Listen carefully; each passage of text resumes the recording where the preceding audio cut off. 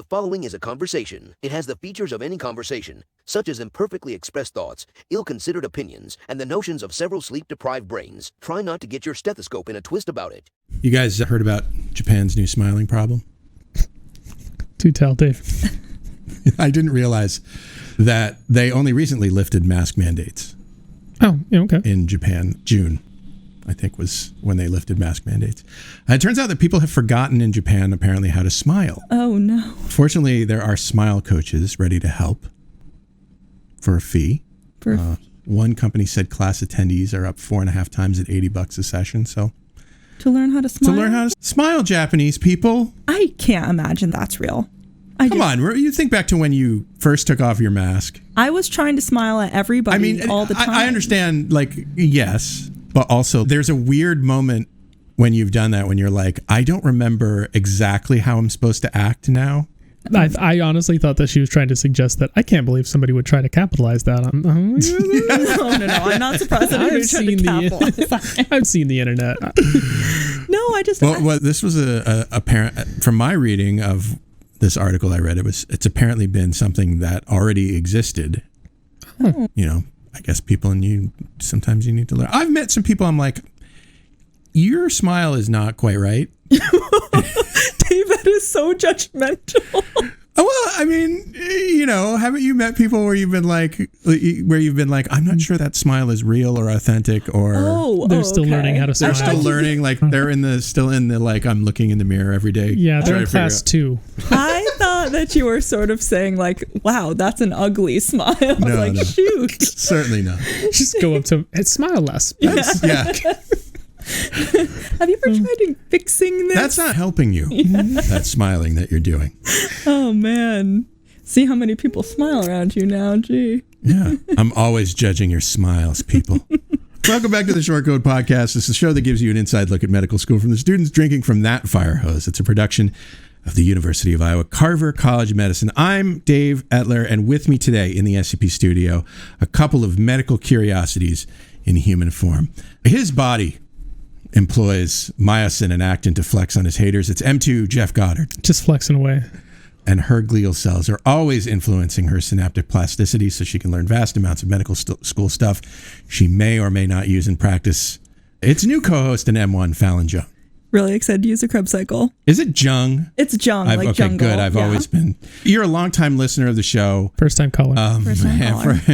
And now you're here at CCOM. Week and a half into medical school, Fallon. What's it been like so far? Are you losing your mind? I am not losing my mind. Good. It's definitely hard, though. I mean, there are a lot of people tell you that medical school is hard, and I think that it's one of those things that you just need to experience yourself to really know. But it's not hard exactly for the reasons that I thought it was going to be. Obviously, it's a lot of information, but mostly I'm having a hard time just like keeping my schedule together and creating a routine for myself.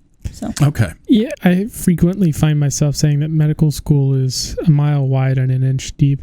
It's not necessarily that the material is particularly difficult or in depth. The problem is that there is a lot of material. Yes. And you have, at least our school, and every school is a little bit different, right? But we have 2-week blocks. And so in those 2 weeks, we will do 18 to 22 lectures, hour-long lectures. So that's, about 20 hours of lecture material every 2 weeks that you're going to be tested on. And then you move on to the next block immediately afterwards. And that pace, and then, your other courses like anatomy or, the other classes that we have, that pace is pretty demanding. Challenging, yeah. And so, yeah, you're right. I don't think that it's necessarily difficult in the sense that like, wow, I just don't understand this material. It's more like, I forgot that I learned that 3 days ago because I've had 6 lectures since then. Exactly. So. Yes. Yeah. So, why did you want to be a doctor in the first place? Oh, my goodness. Why did you want to do this? Dave, why did you have to ask me this question? You don't have to have a big reason. You like science. You want to help people. I like science and I want to help people. No, honestly... What did you put on your personal statement? What did I put on my personal statement? She's blocked out that part of her life. I guess I've just had a lot of experiences throughout life where I saw people even in medical field adjacent things, being really helpful to other people. So like when I was a little kid, for example, I had a friend who had stepped on something weird and unknown, and then within probably 3 days she started getting red streaks up her leg. And yeah, she was in the hospital for what felt like ever, and like almost lost her leg kind of thing. And I just like, I don't know, that definitely, I never don't wear shoes. And also the ways that this transformed your life. I mean, the little things when you're a kid, like when you're 7 years old, they 100% change you.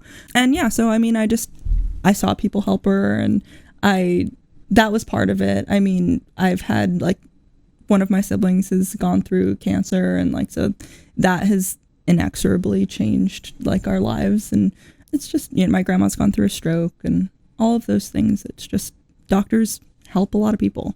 It can't really be understated. Okay. So. Well, whatever your reasons, I'm glad you're here. Thanks for joining us for the first time. Thank you. Welcome to the Cool Kids Club. Yeah. Population Dave. Tell your M1 colleagues to get their asses on the show. Go tell them what you experience here today.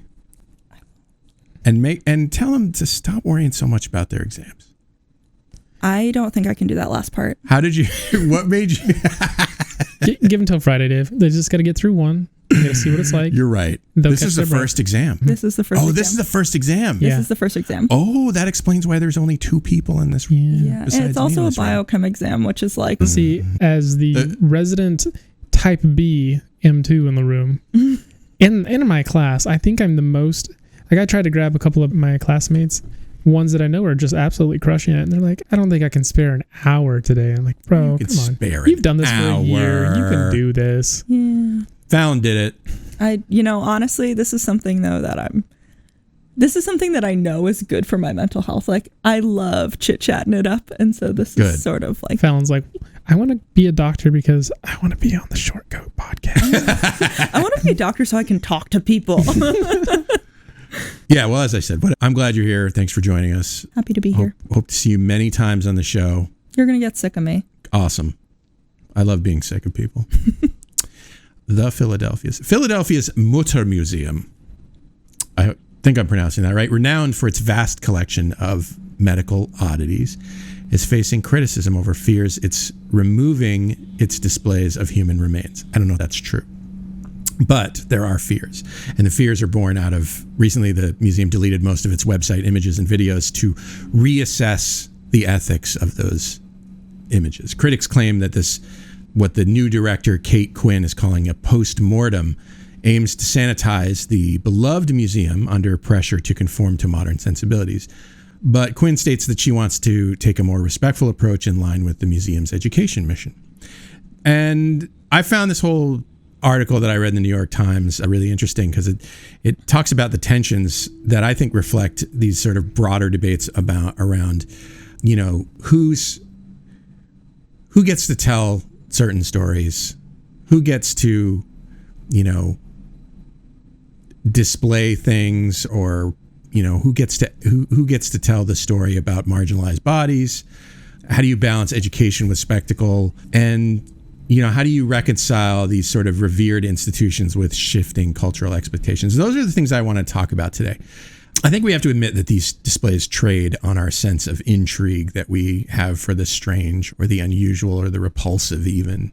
The macabre. Yeah. The freak shows and circuses and cabinets of curiosities that the rich men in Victorian age collected. Weird times. The museum was renovated, in fact, in the 1980s to mirror this Victorian aesthetic.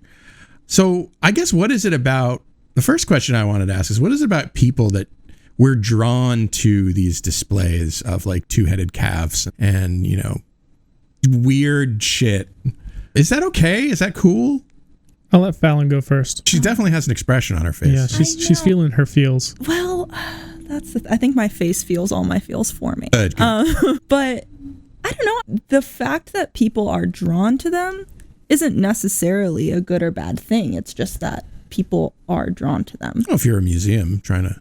Well, right. But I mean, like, why do people rubberneck, for example, at what do we call these things? Car crashes. Yeah, Why That's what we call them, yes. Yeah. that phrase was supplanted by a portion of the Krebs cycle this week. Your synapses are like, mean cut that OA? out. We don't need that shit. Prune that. Oh my goodness. Anyway, yeah, but like, why do people rubberneck at car crashes? Why do, why do people want to see, but also don't want to, like, Yeah. there's definitely this tension, even like, I don't know why people do it. I don't have all the answers. Or any answers. First week of med school and still doesn't have all the answers. No. Disappointed. Oh gosh, how am I going to become a doctor? Yeah. Humans are hardwired for novelty. Yeah. And certainly there's a spectrum, right? Some people are less inclined toward the novel than others. But as a species, curiosity is something that has led us to be the dominant species on this planet. It has served us well. And therefore, one might say it's been genetically selected for. Okay. And now we want things to be new. We want to see something we've never seen before. Unfortunately, we run out of that novelty. Which is why we click through Instagram all the time. Yeah. Well, I was thinking, like, for example, I did my undergraduate in Utah. If anybody's been to Utah, it's pretty remarkable that half of the sky is made out of mountains. They are gorgeous, absolutely stunning, and they make you contemplate something bigger than yourself. Unless you've been there for a few years, and they're just, what's outside your front door, and you kind of forget about it, right? I see. Yeah. So I think that's kind of the answer. We want to see something we've never seen before. We want to contemplate something that we don't quite understand. And we want to not understand, but we want to grasp for it. I think as soon as we do understand, well, there goes the novelty. Okay. Yeah. Yeah, a lot of the people who are, sort of commenting on this and are upset by this effort by the museum to sort of reevaluate is, well, what's wrong with these things? What's wrong with this mummy? What's wrong with, the fetus with 4 arms? What, I'm just making shit up. I don't really know what exactly, I can only imagine what exactly has been exhibited in this museum, but. So I would guess okay, so I have 2 conflicting thoughts. Like all human beings, I contain multitudes. I'm comfortable with that. On the one hand, I don't necessarily think that I hold the human body as necessarily or inherently, like, I don't know. We treat it with reverence. We treat it with a level of sacredness, right? Yes. And that's always been the case. Yeah. Since the very beginning, we've done this. This is why we can find burial sites of people that lived 10,000, 15,000 years ago, right? We treat our bodies with respect. And there's a reason for that. I don't necessarily understand what the reason is, but we do that. I don't necessarily feel such a strong inclination towards that, but I recognize that's a thing. Did you read Highland? Robert Highland? A fiction writer from the 50s. Real whack job. Definitely. You brought him up before. Yeah. I remember this. He was a guy I used to read when I was a teenager and didn't understand exactly what I was, or even younger, didn't understand exactly what I was reading. He's problematic in a few different ways. But one of the things he said that kind of resonated with me is we don't own our genes. We don't own, and he was a big eugenicist too, so that's kind of a problem, but we don't own our DNA. We don't, that's something that belongs to our past and to our future, and we're just using it right now. And that seems to sort of relate to what you just said, Jeff, which is, we feel as though, there's a sacredness to the human body, and that sort of implies that we own it in some way, whereas I just kind of feel a little bit like maybe we're just caretaking it for a little while and then. Yeah, and we do certainly have a lot of tension around that idea. I think inherently, as individuals, as a species, which would seem to argue that it doesn't matter what we do with the human body after we're done with it. You could put it on a display in a museum, and I think the better argument here is it doesn't matter what I do with my body after. Yeah, right.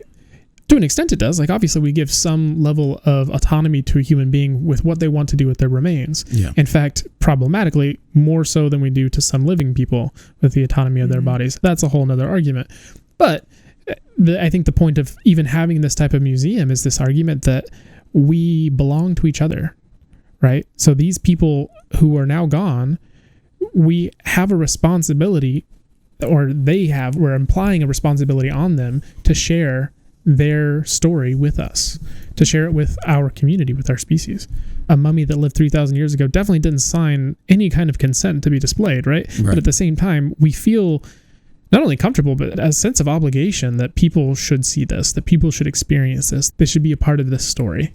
This needs to be shared. So yeah, I think we do belong to each other in a way that maybe we don't always understand or even agree with, but it's certainly inherent to us. We feel it viscerally, that there's some group ownership of each other. I think definitely one of the other considerations that the museum is sort of coming to is, a lot of these, it's possible that a lot of these exhibits were obtained in less than cool circumstances, but they don't really know. Less than cool. They could have been way cooler crimes, but they weren't very cool crimes, let me tell you. Sorry, Dave. Yeah, like there are no records on a lot of these exhibits, where they came from and, how they were acquired and all this kind of stuff. So that's among, I think, the considerations that they're dealing with. These did belong to people. These did belong to, and those people had other people that loved them, perhaps. Yeah, I think maybe part of the reason why we feel that the human body is so sacred is because in some ways we feel like our personhood, right, is stuck within these walls. And it's hard to, once we die, disassociate those two things. So, if I died right now and somebody saw my body, they'd still say that's Fallon. And I think that that's a really hard thing to do. And especially in such a circumstance where, those remains weren't necessarily gotten in the most cool circumstances, right? Like, where are those families out there saying like, hey, this was my niece, this was my daughter, this was my son? Or these were, for instance, I know there was one example I read where they did realize that, or they did know that it was basically taken from some Native American tribe, and that's not cool. No. That's not something you do. Yeah.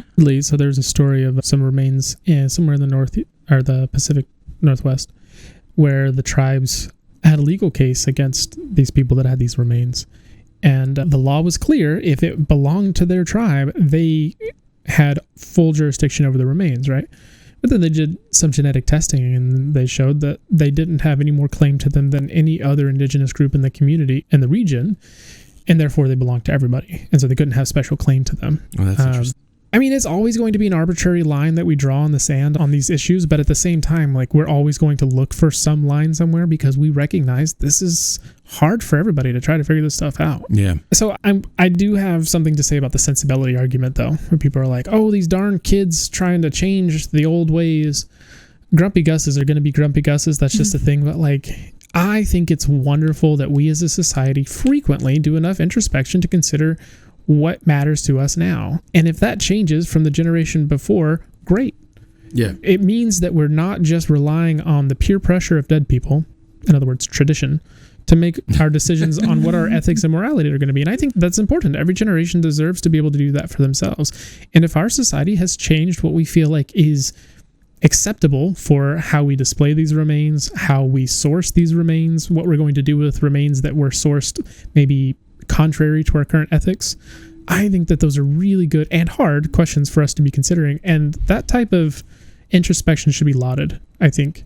Certainly, I don't want somebody saying, well, my great-great-grandfather had a human skull, so I should be able to have one. Like, no. Yeah.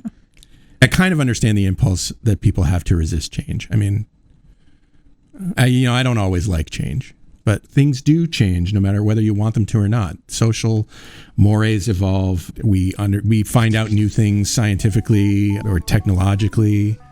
Language changes. We're now a global society, and so we've been exposed to different ideas than we once had, and so that changes things. Shortcoats, we love to hear from you, no matter what it's about. So call us at 347-SHORT-CT with questions, shower thoughts, complaints about your situation, whatever you like. We'll talk about it on the show. So, have you guys ever read a man by the name of Jonathan Haidt? I don't think so. He's kind of popular, I would say, in conversations around sociology and political science. He's gotten into a little bit of trouble more recently because he's what I would refer to as a blue dog. So he's I should considered know what himself that to be a little bit. He's considered himself to be left of center. He would be probably a run of the mill, if to use American politics as an example. He would be a run of the mill Democrat in the 90s. Okay. But he's still that. And the Democratic Party has Moved on. shifted. Yeah. And there's nothing wrong with that. Like we just talked about, people change over time, right? That's fine. Groups change. But because of that, he's gotten a little bit of blowback for being a little bit too stuck in his ways. Interestingly, one of my favorite concepts that he's talked about in one of his books is this idea of societies needing progressives and conservatives. You don't have to tie those to parties. That doesn't matter. It's the very idea of conservatism and progressivism, right? We have to, as a society, push forward to new things in order to continue to improve, right? So we need progressives, whether it's the guy that invented the printing press or the guy that decides that, you know what, insurance as a general concept is pretty good, so people don't have to worry about their house burning down and then not having anything tomorrow. That's a cool idea. Let's move forward and try something new, right? So we need, as a society, people that are trying stuff that is new. We also, as a society, need people that are holding us back a little bit, that are saying, but what has worked? And so I think that that tension is a good thing inherently in society. And certainly I think it's a good thing in situations like this, where we think like, oh, well, maybe we should do something different when it comes to these remains. Fair, but also this is what we've always done and it has worked in this way, and maybe we're comfortable with that. And I think having that conversation is good, because we don't want... Because a true progressive, right, might say, oh, we got to close this museum. This museum is bad. Yeah. For under today's, we don't like what was done before, so we're just going to change everything. Just gonna scrap it. Yeah. Instead of some tension of saying, some kind of compromise of saying, we don't like what was done before, some parts of it we're going to change, right? And we're going to keep some other parts of it, right? I mean, go ahead. I was just going to say, one of the biggest issues that we have right now between progressives and conservatives, regardless of party, is that it doesn't seem like, at least, we really know how to have productive conversations, and conversations that are respectful between both of those idea groups. And so how do we learn that next?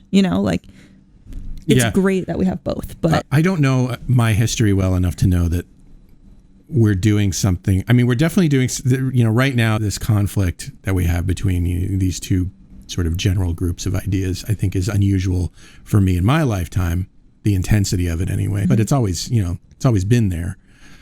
I don't know my American history well enough to know that we haven't gone through these things before. I feel like we might have in some period. We did have a civil war once. I mean, there is that. So I'm going to make that pitch. Yeah. But, okay. Well, let's keep that one. So fun fact for the audience, there are a lot of classes that you can take through universities for free online. Harvard does this. Johns Hopkins does this. Over the summer, I had a little bit of extra time. That's not true, but I made some extra time. And I took a class through Harvard on U.S. political history. Yeah. I'm trying to understand the system of the United States, how we approach politics. Politics as an institution for government, not necessarily politics on how we yell at one another. Sure. We have always had a two-party system since George Washington. I thought it was since Jefferson. So his two right-hand people, John Adams and Thomas Jefferson, in his second term, created the two parties. So he was still president and specifically told them, don't do parties. Right. But they had already, the ship had already sailed. Like we were already in the two-party system. But I think the difference has been, usually one party will be the majority party for a long period of time. With very little exception, the Republican Party from Lincoln all the way to FDR was in charge. Decades. People were born and died in that time, right? And then FDR took over, and it was FDR until Nixon, right? With one executive exception of somebody who was so moderate that it would be hard to tell which party it was. Fun fact, Eisenhower, nobody knew what party it was. Both parties offered him the nomination because they're like, yeah. And he just went with the Republican Party. It's like a dream. Yeah. He was just the American that everybody liked. And, so we had these long periods of time where it was basically just one party. And I'm not saying that's the best system either, right? But we didn't have this big tension. And then we really started getting into this back and forth between two major parties around the time of Nixon. But it was more like four parties, because you had conservative Democrats and you had progressive Democrats, and then you had progressive Republicans and you had conservative Republicans. And then within my lifetime, the two parties have just slowly started shifting. You started seeing, anybody that was conservative, they just left the Democratic Party, and where else were they going to go? They have no other option. They had to become Republicans. And anybody that was really progressive was like, I can't deal with these Republicans anymore. I'm going the other way. And they had only one place to go, the Democrats. And so what used to be not so much ideological differences between the two parties has become incredibly ideological. And that's American politics. And this is not necessarily a political podcast, but like, it's frustrating because now a lot of things aren't getting done. And the one hope that we have is if we could stop going back and forth. If one party got control for a long period of time, we could be more moderate, right? The other party would be pulled towards the middle. That party would be pulled towards the middle. But because they have to be in opposition to one another, half of their platforms aren't really their platforms. It's just the contrarian to whatever the other platform is. They're just making noise so they get press coverage. Yeah, and that's not necessarily healthy for any culture. But well, so your overall argument, though, I think, is that, you know, historically we've needed sort of this tension between the two general viewpoints. Yeah, and it's been very helpful. And it's been helpful to us. Maybe, I don't know if we're past that or something, that where now it's not very helpful. But I know that one argument that the critics have of this change for the museum is that some people have undoubtedly decided on career paths, such as being a doctor or being a biologist or being an anatomist, based after seeing these displays. And, you know, should the educational value to future doctors, biologists, and anatomists outweigh the ethical concerns about consent and dignity and things like, and, you know, these sort of modern, these modern ideas. These modern ideas of human rights. Yeah. I sort of feel like if you think that you're going to become an anatomist or a doctor or whatever, like going to that museum, if that's the only reason that's ever going to happen, like... Well, I think the argument is that, you know, I was first exposed to these ideas by the displays in this museum. And I never would have, like, this is the formative thing that put me on my path. And see, I'm sympathetic to that argument if we're talking about a two-headed calf or something that's in this museum, right? But if they're human remains, we as a society have decided, even post-mortem, humans have rights. Yeah. And were you going to... Yeah, sorry. Oh, no, you're totally fine. I think also if you're going to become an anatomist or a doctor or something, those additional, more quote-unquote modern ideals are going to be part of your anatomy training or your doctor training, and you have to abide by those things. So you're legally, ethically, you know, like everybody morally around you. Right.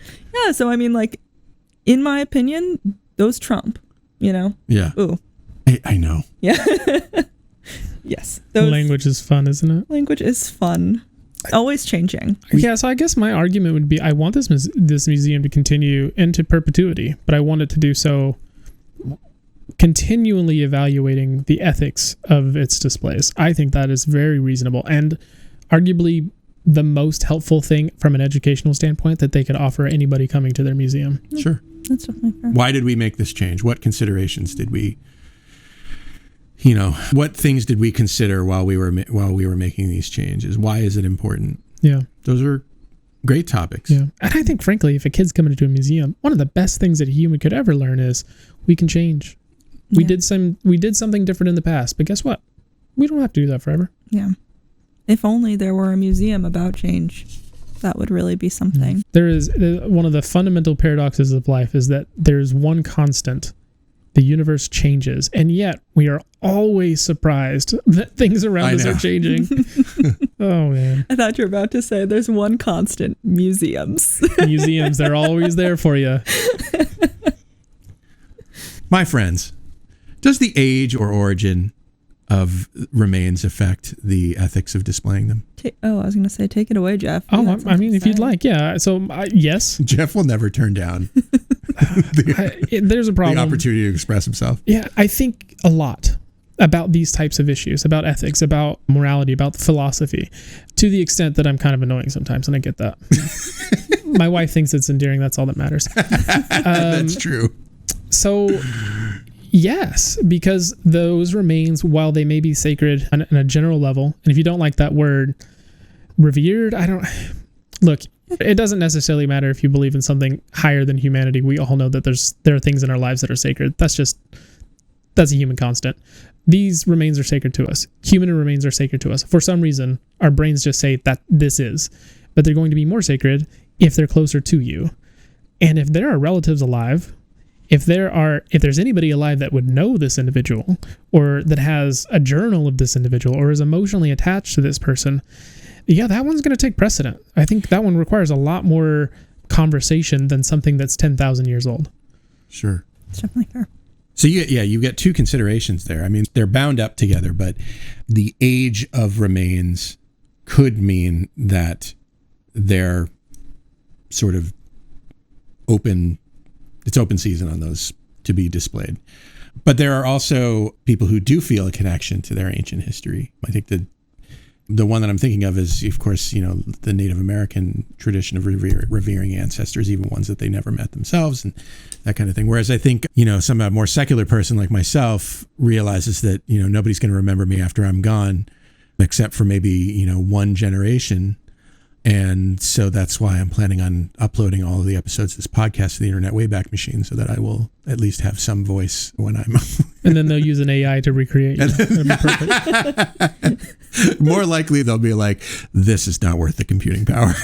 Hello, my name is Dave. So there's a fun fact for the kids at home. There's a genetic Plinko game going on at all times. If you don't know what Plinko is, I don't know what to do. What is Plinko? Oh, there we go. I need to know. It's a game where so I'm thinking of Bob Barker in The Price is Right, where you stand at the top of this board with many pegs. Okay. And you drop a chip at the top, and the chip bounces around the pegs and then eventually settles into a place. Yeah. Okay. So it's very symmetrical where the pegs are. The holes at the bottom are all symmetrical. Everything looks like you should be able to figure out where this is going to go, right? But chaos theory, there are too many variables, right? Gotcha. But there still seems to be some kind of sorting, right? Gotcha. I actually did know this game. I just didn't know how to name it. Yeah. Well, I mean, somebody didn't, so I'm glad you had the conversation. The genetic Plinko, the ordering over time, at some point you will either have 0 descendants or such a large number of descendants that it would be impractical to consider one person to be your primary primogenitor, right? So if we're looking at remains from 10,000 years ago, as an example, just as an arbitrary number, either nobody alive is a descendant of that person, which is a very high probability, or so many people alive today are direct descendants of this person or have genetic information from this person that it would be silly to say that any one person or even people have more of a claim to that person. Now, where that line is, I don't know. 100 years ago, a family's going to have a little bit more precedence. 500 years ago, you could certainly say a community has more precedence. But once you start going far enough back, and all of a sudden, I don't think that it's really fair to say that any people have more of a claim to remains than anybody else. I would argue, though, that, and this is different for different people, talking about before, but there are a lot of people that feel like they feel some connection to the land that they live on. So if there are remains in a certain area, those connections are important. And I think that in that way, geographically, people can get they want those remains of those people around specifically because of that geography. Yeah. And I get that. But so as an example, I use quite a bit. I have a brother-in-law and a sister who lives in Poland. He teaches at a Polish university. He has studied Polish history. And so I feel like he is somewhat able to speak to this. He has tongue-in-cheek argument that there's no such thing as Poland, in the sense that the borders of Poland have shifted so much, and entire ethnic groups have both come into and out of Poland, not to mention the fact that there's been a lot of immigration, right? Not just of individuals, but of whole communities, whole peoples, genetic groups of people. And the language has shifted so much that over the last 1,000 years, there's no such thing as Poland. It's just where we call Poland now. So he brings this up because there's a big nationalist movement in Poland, and they're like, we're Polish people and we don't want those non-Polish people. And he's like, what do you mean you're Polish people? 200 years ago, you weren't even in the country of Poland. It's a whole nother thing. And I'm sympathetic to that argument because that's very much the case for human history, is that nobody has been in the same spot forever, right? Everybody has come from somewhere else. And there's always a movement of people across these lands. That's not to say that some people don't have more of a claim, right? But they don't have an eternal claim. And I think if anybody's going to have more of a claim, I'm more comfortable saying, indigenous Americans have a lot more of a claim to indigenous people wherever you are. Yeah. because, they've been there the longest. Right. But I'm also kind of hesitant because I recognize that those may have been other cultures, right? So like, for example, I've got family in the Guatemala, Southern Mexico region. We refer to ourselves as Maya. That's very common, right? It's not really Maya, but like that's our heritage, right? We don't necessarily feel like we get a claim on everything that is Maya more than, say, the Mexicans would or the Guatemalans would. We just kind of all are part of this shared cultural heritage. And I get that's a very Latino thing. I've learned that more so recently, that turns out we are sharing folk. So I think I'm more sympathetic to the idea that we kind of all need to share this heritage. Would you feel differently if somebody from Poland, for example, came over and they were like, hey, this is mine too?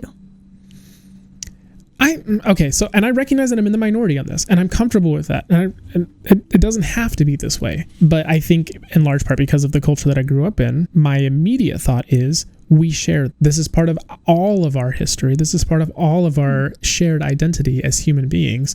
Yes, this can be yours too. It can't be yours exclusively. Right. So I'm not, the old joke that why are the pyramids in Egypt? Because they were too heavy to move to the British Museum. Oof. Barely even a joke, right? So like there are definitely, if somebody comes and said this is exclusively now mine, that's a problem. Right. But if somebody says, is there a way that we can make this part of everybody's shared culture? Yeah. And I think Egypt is a good country for this. I mean, tourism notwithstanding, like the fact that they're saying, no, this is part of all of human history's shared culture. Yeah. That's a beautiful thing. But of course, they are the ones that get to do that, right? Because it's their country. So it's, yeah, I get that as well. Yeah.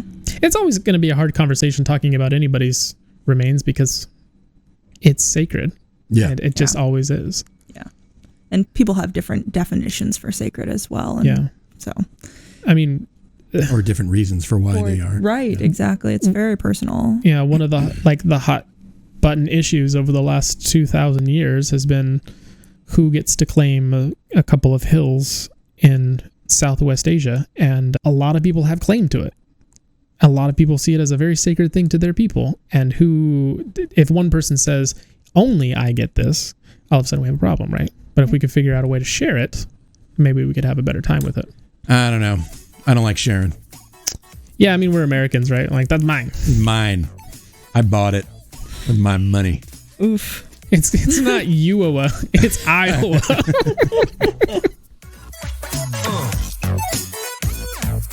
Shortcoats, if you're enjoying our conversation today, I'd be grateful if you'd let people know by posting a story on Instagram or Facebook or tweeting about us. And don't forget to tag us in your post. Thank you. State medical boards are the bodies that usually discipline physicians for things like malpractice. Well, yeah, sure. I guess that's accurate. That's fair. I was reconsidering my words there as I said that.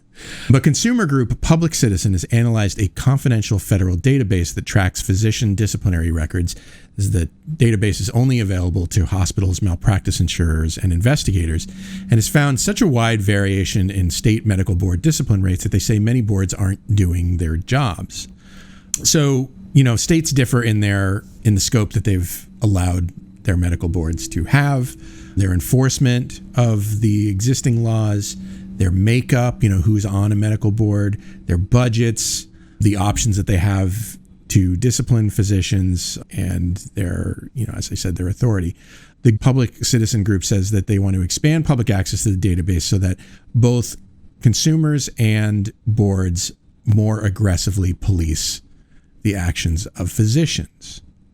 On the other hand, hospitals, physicians, and the Federation of State Medical Boards are against this, arguing that public access to these databases would do more harm than good, since the public may not understand the data without more context, that hospitals already use the database during credentialing, and that unnecessary reputational harm would be done to physicians who have fixed whatever problems that they were disciplined for.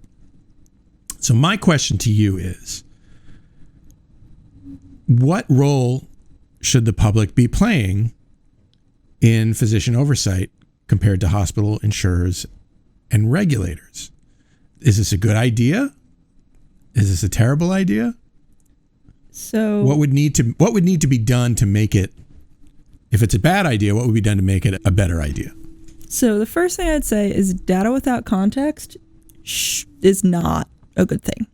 Context must be given, right? Yeah, like we talked before about, for instance, the genetic testing is useless unless you understand the context around a certain result. But I think that's an excellent point to this very thing. If this were made public, can anybody with any level of reality suggest that somebody isn't going to contextualize the heck out of this? More than one group. People love, like, nonprofit groups pop up all the time because they really like doing things like contextualizing data. It will happen. And then we're just going to have to, I mean, we're still going to be a step removed, but we're going to trust their contextualization of what does this mean. They're going to put things into graphs and charts. They're going to rank doctors based on things. They're going to rank severity of these types of things. I think that it can only be bad if that doesn't happen. But I have no doubt in my mind that there's going to be somebody on the internet that for free will do that work. That's definitely fair. Yeah. I mean, honestly, that doesn't sound good. You don't want somebody for free contextualizing. I don't want just some rando saying, well, I saw that, you know, a whole bunch of doctors did X, Y, or Z, and I don't like it. I mean, that's not what you're talking about? So I'm thinking more like Wikipedia, for example.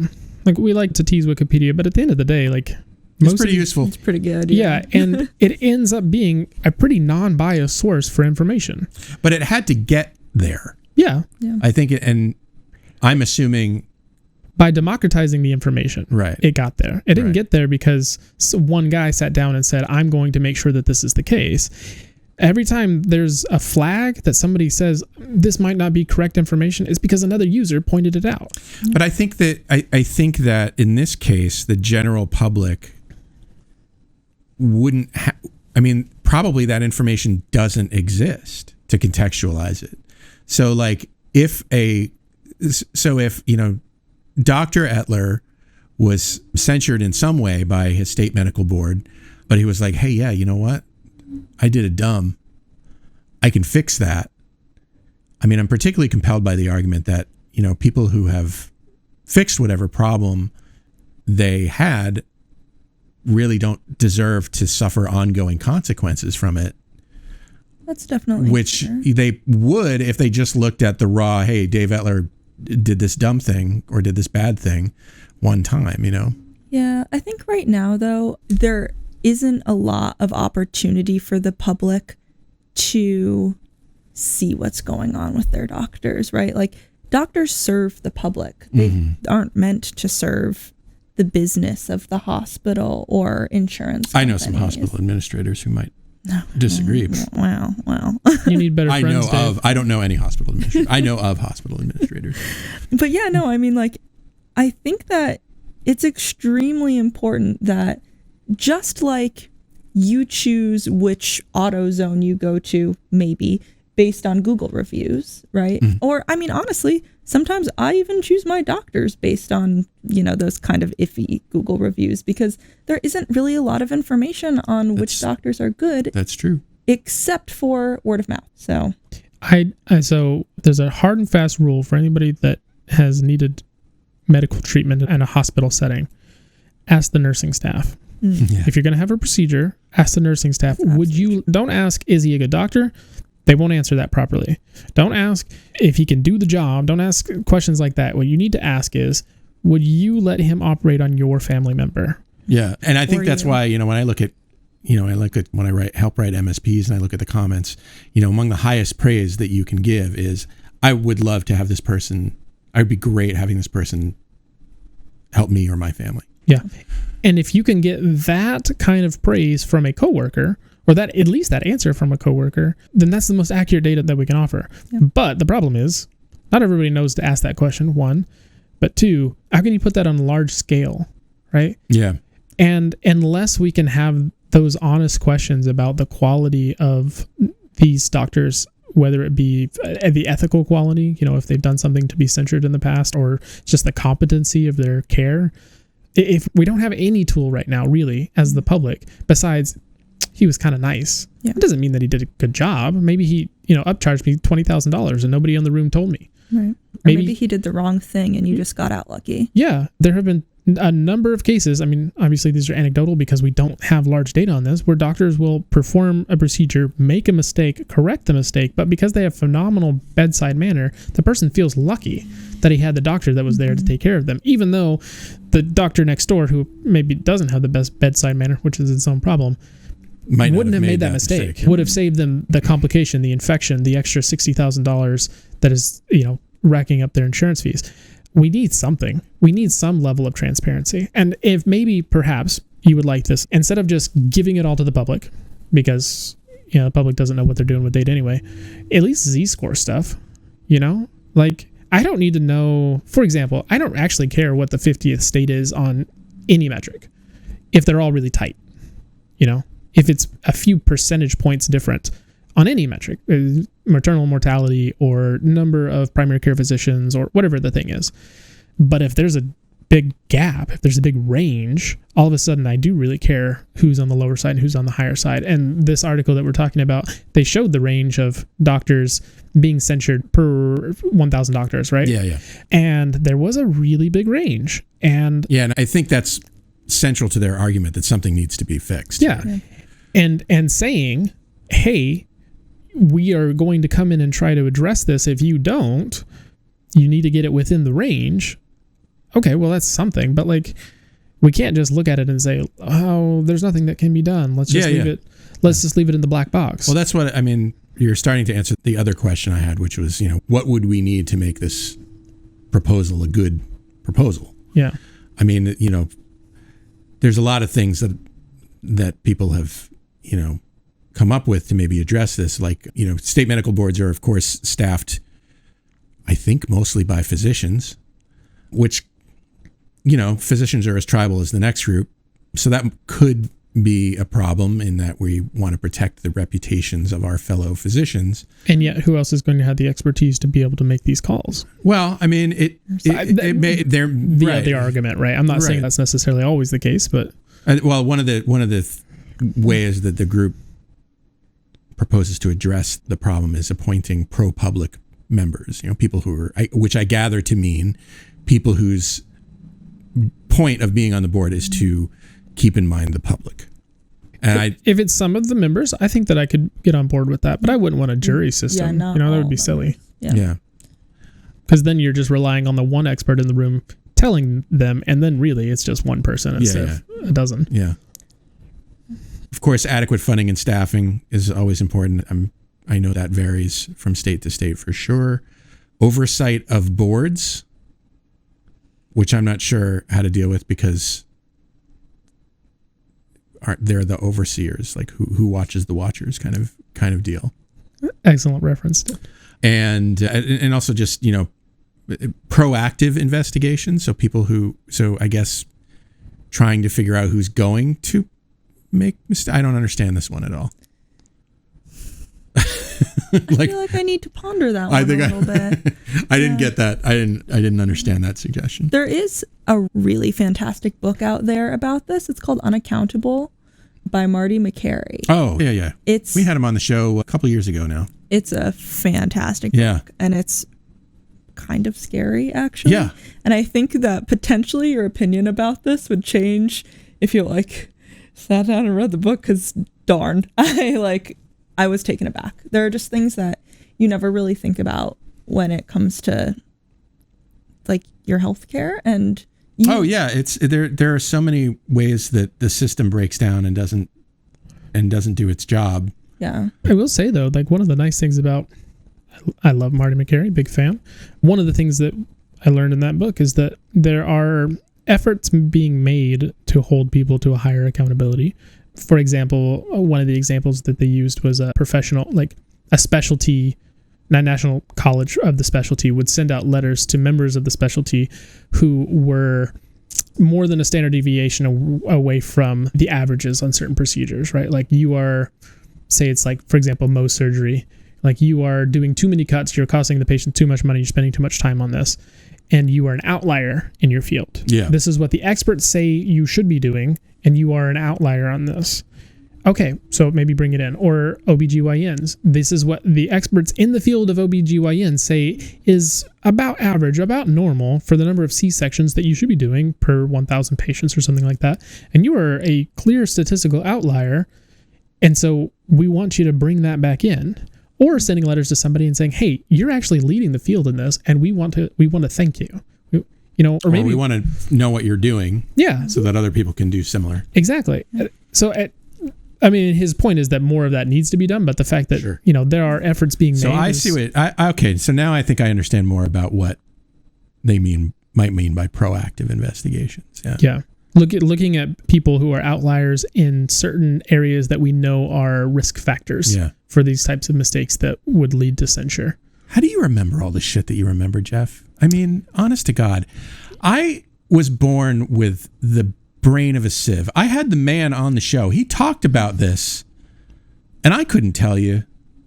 You want to know the answer? Yeah. And I'm not suggesting this to everybody in the audience, but it works for me.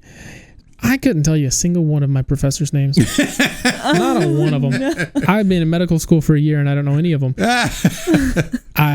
picks and chooses. Yeah. Well, I talked to Sipple about his birds and his dinosaurs. You can't forget a man that studies dinosaurs. True. He, for those of you who don't know, he taught us neuro. So he taught 50 lectures, 50 hours worth of material that I've sat down staring at this man's face. And then just about the brain and the nervous system. And then later on in the semester, I had a conversation with him. Turns out, he's like, yeah, my main focus is dinosaurs. I study dinosaurs. Yeah. I was like, why are you teaching neuro in a medical school? He took his wife to Italy so he could go to a dinosaur conference and take her to Rome. I was like, you were just, who are you? So, yeah, I learned his name. He's an outlier. He's a unique guy. Oh, man. God love him. That's synaptic pruning, guys. Forget the stuff that's not useful, like the names of the people teaching you. My synapses are pruned almost as soon as they bud. If there's like a little guy in there who's like, nope, can't keep that one. No green thumb for Dave. It's the worst. Dave's like, I got to remember what color I go on the intersection. I don't have room for other people's information right now. I had this whole discussion with my wife the other day about how I drive and plan ahead for routes and all this kind of stuff. I'm just winging it, baby. We're glad you make it to school every day. I try. If I'm honest, I think for me, and we were talking about this pre-show, like one of the medical school is a wonderful place. It is challenging academically, but I think that it's a wonderful place because you get to be around people that are looking for the same things that you're looking for in the long run. They're trying to make sure that we have healthier people. They're trying to take care of patients. That's something that anybody that's here, or at least I hope most people at the very least, are very interested in. But I came here because I'm an idealist and I want to make big system changes, just like change the world kind of guy. And so I spent a lot of time thinking about these types of things and reading these types of books. And I learned neuro and I learned biochemistry. And then right now I'm learning about microbes and I love microbiology. It's super exciting. But at the end of the day, I'm reading Marty McCary. I'm reading, Robert Pearl's books I'm thinking about big systems and how we can make healthcare better. That's what I'm interested in. Well, I wish you were going to, you started to say, this is the answer. And I was like all excited. I was like, finally, 53 years old. I'm going to be able to start remembering to put my watch on in the morning consistently. Get it tattooed on your arm. A little to-do list, and then you just write it right there. I stopped seeing things after a while. Yeah, for somebody who remembers a lot. This is why I have to change my notification sound on my phone because I'll stop hearing it. I got to be honest with you, Dave. I keep a toothbrush in my backpack because I've often left the house and I'm like, dang it, I forgot something again. I have a brush on the way. All right. Well, I feel a little bit better. Jeff Fallon, thanks for being on the show with me today. Happy to be here, Dave.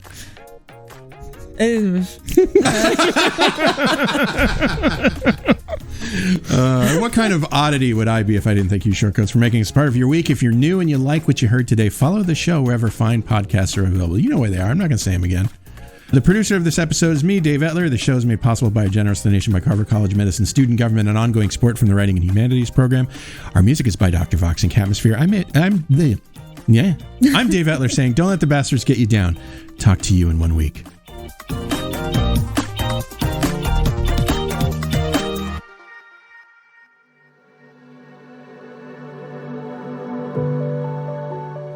Hi, Shortcoats.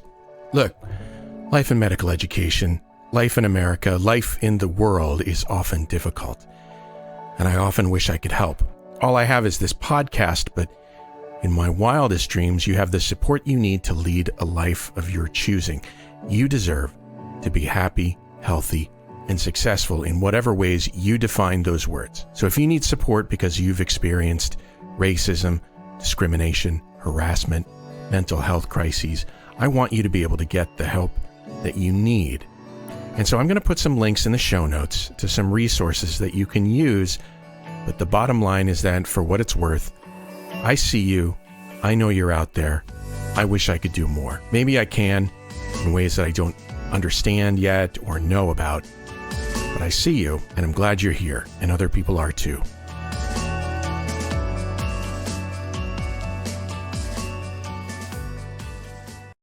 This Short Code podcast is a proud member of the MedEd Media Network. Inspiration, information, and guidance